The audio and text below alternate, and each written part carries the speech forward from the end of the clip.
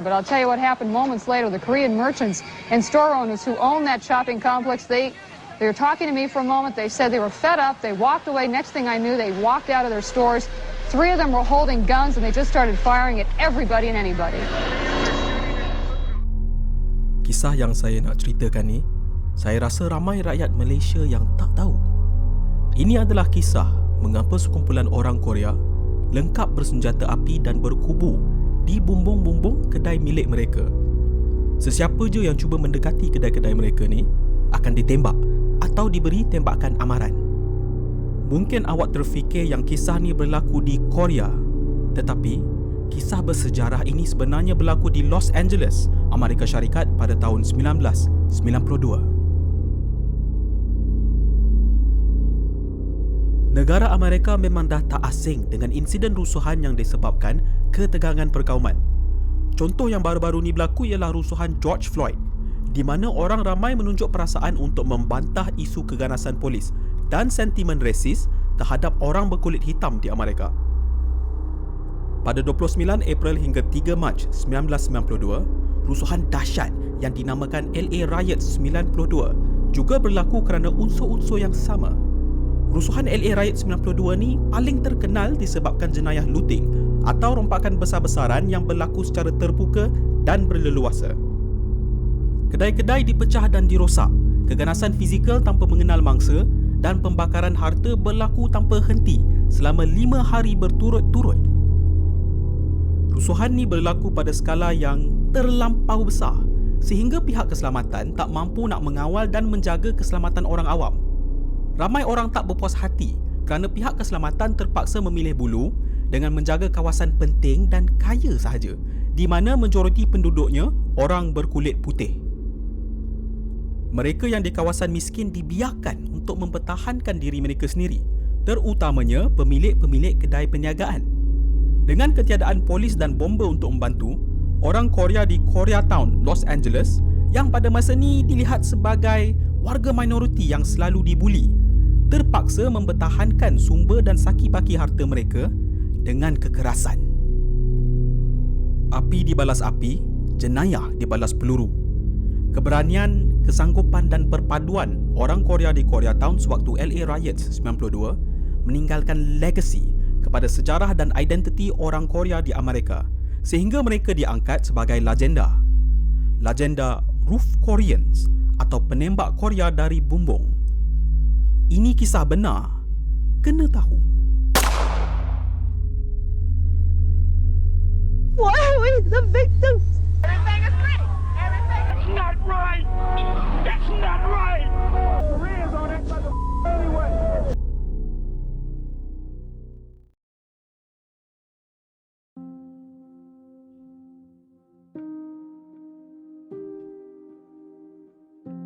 Sekitar tahun 1970 hingga 1980-an, berlaku perpindahan besar orang Korea dari Korea Selatan dan Utara ke Amerika Syarikat untuk mengejar The American Dream, iaitu peluang kehidupan yang lebih baik di Amerika. Walaupun tak banyak peluang pekerjaan bagi imigran Korea yang tak fasih berbahasa Inggeris, di samping berpindah sehelai sepinggang, mereka mampu mendirikan perniagaan sendiri dengan bantuan peminjang wang haram dari komuniti mereka. Di Los Angeles, aktiviti perniagaan imigran Korea banyak tertumpu di sebuah kawasan kecil di Central Los Angeles yang dipanggil Koreatown.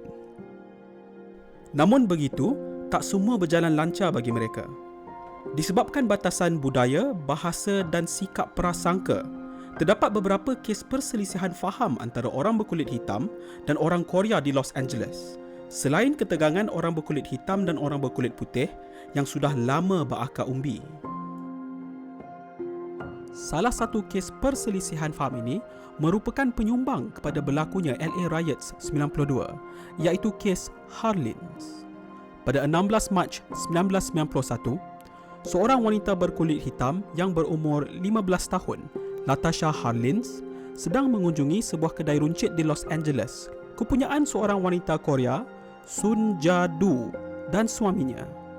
Ceritanya, Sun menuduh Harlins mencuri sebotol jus oren di kedainya kerana ternampak Harlins menyimpan jus itu di dalam bagnya.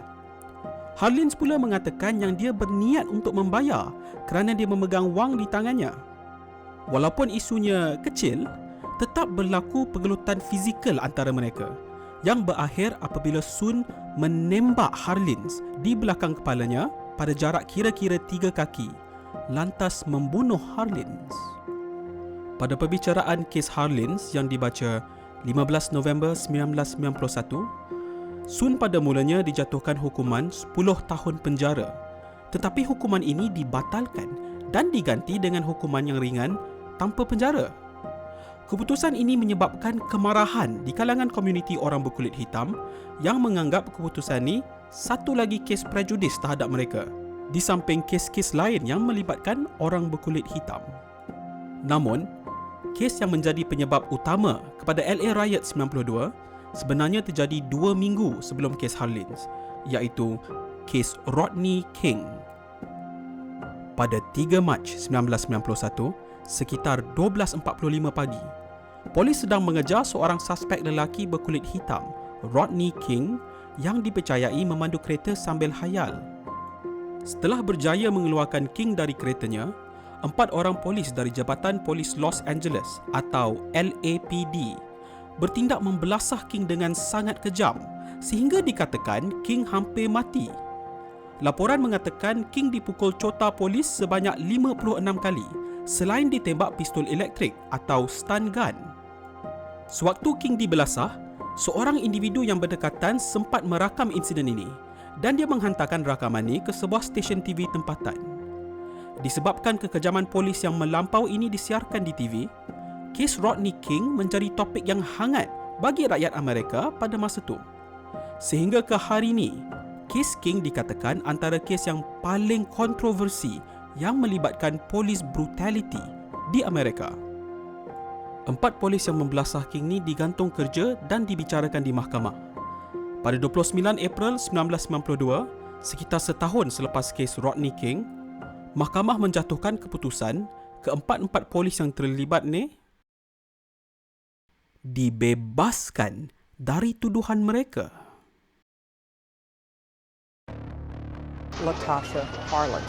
She had the money in her hand. You can see the money in the videotape. Soon Ja Du. Rodney King was beaten by LAPD officers. Not guilty verdict. The decision triggered one of the worst riots in American history. 29 April 1992, hari pertama rusuhan. Ramai orang yang tak puas hati dengan keputusan kes Rodney King, termasuk Datuk Bandar Los Angeles, Tom Bradley, yang mengatakan keputusan ini tak masuk akal. Pada pukul 3.45 petang, sekitar 300 orang mula berhimpun menunjuk perasaan di Mahkamah Perbicaraan kes Rodney King untuk membantah keputusan yang dianggap tak adil dan prejudis. Pada mulanya, tunjuk perasaan ini berlaku secara aman, tetapi insiden jenayah pertama mula berlaku di Florence dan Normandy Avenue di selatan tengah Los Angeles. Sekitar pukul 4.20 petang, sebuah kedai arak dirompak sekumpulan lelaki di mana cermin kedai tersebut dipecahkan dan anak pemilik kedai ini dipukul hingga pengsan dengan sebotol bia. Polis dipanggil ke tempat kejadian tetapi kereta mereka dibaling objek-objek. Salah seorang pelaku ini merupakan remaja berkulit hitam, Shondell Daniels, yang kemudiannya cuba diberkas 2 anggota polis sekitar 5 petang. Daniels merupakan pemuda yang terkenal di kawasan itu dan orang ramai mula memberontak apabila Daniels diberkas secara kasar. Seramai 12 anggota polis yang diketuai Lieutenant Michael Molin dipanggil sebagai backup, tetapi orang ramai mula bertindak agresif dan melakukan cacian ke polis-polis itu.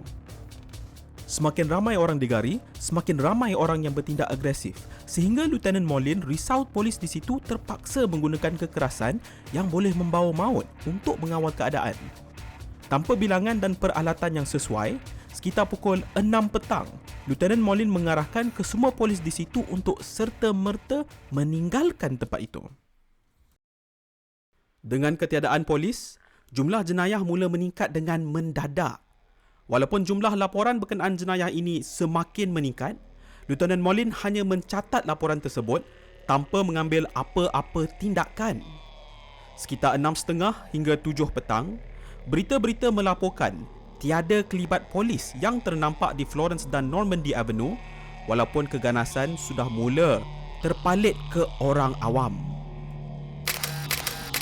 Antara keganasan ke atas orang awam yang disiarkan secara langsung TV berita ialah seorang pemandu lori, Reginald Denny, yang ditarik dari kenderaannya dan dipukul orang ramai menggunakan besi tukar tayar, pemadam api dan batu bata. Polis hanya muncul ke Florence dan Normandy pada pukul 8.30 malam, tetapi kawasan tersebut sudah dihancurkan dan rusuhan sudah merebak ke seluruh selatan tengah Los Angeles. Keganasan fizikal, vandalisme termasuk pembakaran harta dan rompakan looting berlaku dengan berleluasa di selatan tengah Los Angeles. Berdas-das tembakan dilepaskan perusuh menggunakan pistol yang mereka rompak. Salah satu kedai senjata api yang terjejas melaporkan sebanyak 1,150 senjata api mereka dirompak. Dan ni baru satu kedai je. Kerana kegagalan polis mengawal rusuhan ni, pada pukul 12 suku pagi keesokan harinya, Datuk Bandar Los Angeles mengarahkan perintah berkurung dari senja hingga pagi dan mengisytiharkan darurat bagi keseluruh bandar Los Angeles. Namun begitu, anarki sudah menakluki selatan tengah Los Angeles. I just want to say, can we all get along? Can we get along? 30 April 1992, hari kedua rusuhan. Rusuhan kini bergerak utara dari selatan tengah Los Angeles, terutamanya ke Koreatown. Untuk menjaga kawasan-kawasan penting dan kaya di sempadan Koreatown, pihak keselamatan mula menutup trafik keluar dari Koreatown sekitar waktu pagi. Keputusan pihak keselamatan ni dikatakan menyekat bantuan masuk ke Koreatown di samping memerangkap mereka di Koreatown untuk menjadi mangsa jenayah. Ketegangan daripada kes Harlins yang sudah membuat lebih setahun menyebabkan banyak kedai milik orang Korea di Koreatown dirompak, terutamanya kedai-kedai arak. Walaupun bantuan diminta orang Korea, polis dikatakan tidak datang membantu kerana masih memberi fokus kepada kawasan-kawasan penting dan kaya. Jadi, orang Korea mempunyai pilihan: biarkan hasil titik peluh mereka diambil dan nyawa mereka diancam, atau melawan balik untuk mempertahankan hak mereka. Sekitar pukul 11.30 pagi, David Ju, seorang pekerja kedai senjata api, mendapat panggilan dari bosnya, Richard Park. Park memberitahu Ju yang dia sedang berbalas tembakan dengan sekumpulan perusuh di kawasan berdekatan, dan Ju pun bergegas ke lokasi Park dengan bersenjatakan sepucuk pistol Beretta. Apabila sekumpulan perusuh menuju ke arah plaza kedai senjata api Park dan Ju melepaskan tembakan ke arah mereka yang menyebabkan mereka lari ketakutan. Kejayaan Park dan Ju menyelamatkan harta dan nyawa mereka merebak dengan pantas di Koreatown. Peniaga-peniaga Korea yang lain mula meniru gaya Park dan Ju, melengkapkan diri mereka dengan senjata api dan menggunakan kekerasan untuk melawan balik. Strategi perang gerila mereka menjadi kerana ramai generasi pertama orang Korea yang berhijrah mahir selok-pelok berperang disebabkan khidmat tentera wajib sewaktu mereka di Korea. Beberapa generasi muda Korea juga mahir menggunakan senjata api disebabkan pengalaman mereka menganggotai kumpulan-kumpulan Samseng yang aktif bergiat di Los Angeles pada tahun 90-an. Peniaga-peniaga ni mula menelefon stesen radio tempatan yang khas buat warga Korea di Los Angeles, iaitu Radio Korea, untuk menggesa warga Korea yang lain melawan balik secara bersenjata api untuk mempertahankan Koreatown mereka. Sewaktu LA Riot 92 ni, Radio Korea telah bertukar menjadi pusat arahan dan talian kecemasan sementara bagi orang Korea di Koreatown, di mana mereka akan menelefon Radio Korea untuk memberi amaran tentang lokasi baru perusuh dan untuk meminta bantuan medikal dan bantuan berlawan. Antara mereka yang menelefon Radio Korea ialah Presiden Persatuan Veteran Korea, In-ha Cho, yang meminta semua veteran tentera Marine Corps Korea untuk turut serta mempertahankan Koreatown. Seramai 15 ahli veteran askar bersenjatakan senapang rifle menyahut panggilan Cho dan berkumpul dengan Cho di sebuah gudang barangan elektronik. Radio Korea melaporkan bahawa sekumpulan perusuh tengah cuba memecahkan pintu besi gudang ni, termasuk melanggarnya menggunakan sebuah truk. Apabila kumpulan perompak ini berjaya memecah masuk, Cho dan veteran lain cuba mempertahankan gudang ni, tetapi seramai 10 orang perusuh melepaskan tembakan balas ke arah mereka, di mana satu tembakan terkena Cho. Dalam pertempuran yang sama, isteri kepada pemilik gudang ini juga terkena tembakan apabila cuba menghalang suaminya daripada ditembak. Semakin ramai orang Korea yang cedera melawan perusuh, semakin ramai orang Korea yang mula menyertai peperangan mempertahankan Koreatown. Mereka mula beramai-ramai berkubu di bumbung-bumbung kedai mereka untuk kelebihan taktikal. Dari arah yang tinggi, mereka mempunyai kelebihan penglihatan dan penembak dari posisi yang kuat, selain menggunakan parapet bumbung sebagai perisai kepada tembakan balas perusuh. Aksi mereka berkubu di bumbung mula disiarkan langsung oleh pihak pemberita yang tertarik dengan keunikan situasi ini. Aksi Roof Koreans berjaya menarik perhatian warga Amerika kerana dalam sejarah mereka, belum pernah ada situasi sekumpulan orang Asia yang bersenjatakan pelbagai jenis senjata api, berganding bahu dan tembak-menembak dari arah bumbung-bumbung shoplot. Walaupun strategi orang Korea melawan balik nampak berkesan, terdapat juga satu insiden silap tembak yang berlaku. Edward Song Lee, seorang remaja lelaki Korea berumur 18 tahun, turut serta turun padang mempertahankan Koreatown. Sementara cuba mempertahankan sebuah kedai pizza milik orang Korea bersama 3 rakannya, Lee ditembak mati pemilik kedai tersebut kerana dia tersilap sangka Lee sebagai seorang perompak. Lee meninggal sebulan sebelum hari lahir ke-19-nya.